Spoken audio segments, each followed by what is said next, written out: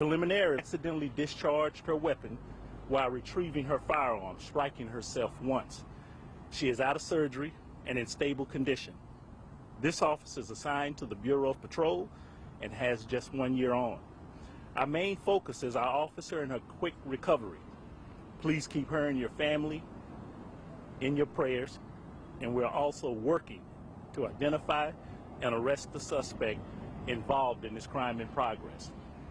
Chief, this was a robbery that this officer had? Well, it was a... That this was a robbery? We haven't confirmed the robbery yet. That's preliminary information, but we're certain that a crime was in progress at the time.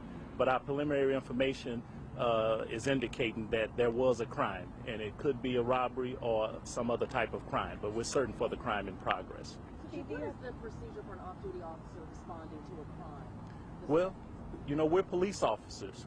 The officer was in the area, and she did what she was supposed to do. She spoke to a person who alerted her that a crime was in progress.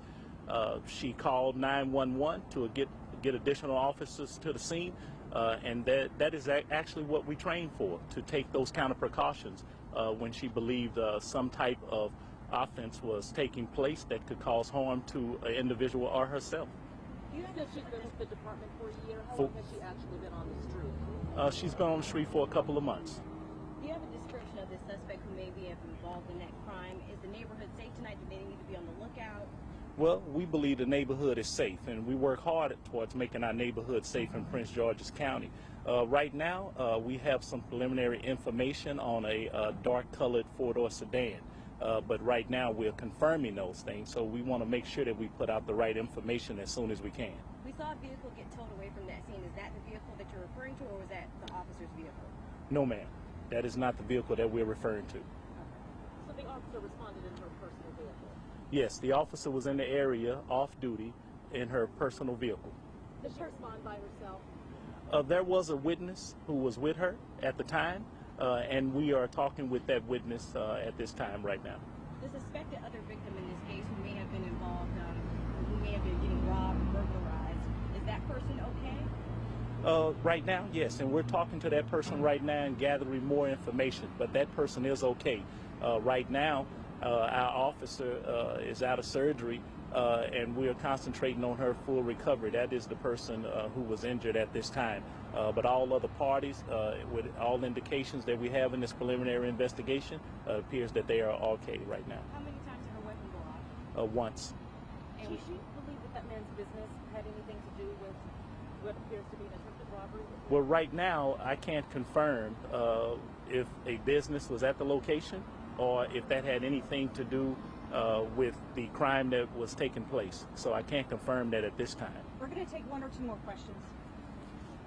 Chief, did the officer, did she see the robbery? Did she see the suspect? Well, tell me what you know about Well, what we know in this investigation so far is that she spoke with a friend who alerted her that some type of crime was in progress.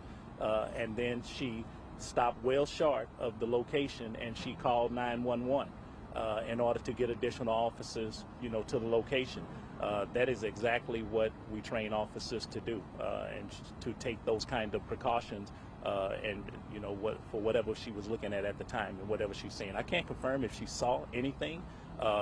As I mentioned, she just got out of surgery, so we have not spoken with her at this point, and we are interviewing the other parties who are involved to give us a better understanding of what actually took place. Can you tell us about her? What about her?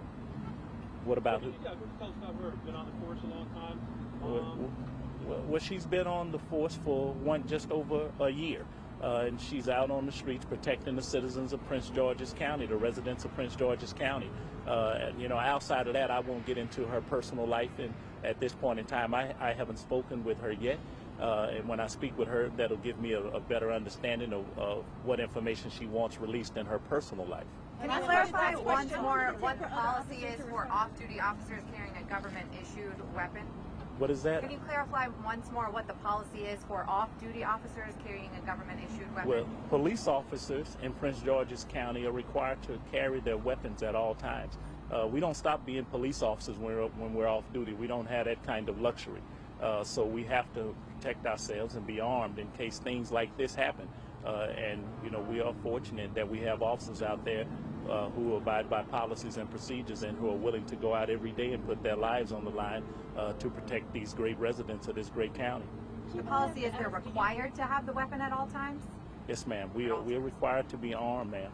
Are you worried that this gun misfired? What do you think happened? Well, I don't know what actually happened. We're going to investigate it and find out what happened. But what we believe is it was an inadvertent, an accident.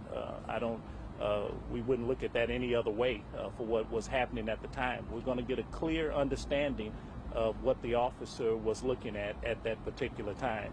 And again, I want to reiterate, an officer has suffered a gunshot wound and got out of a very serious surgery, who is in stable condition now.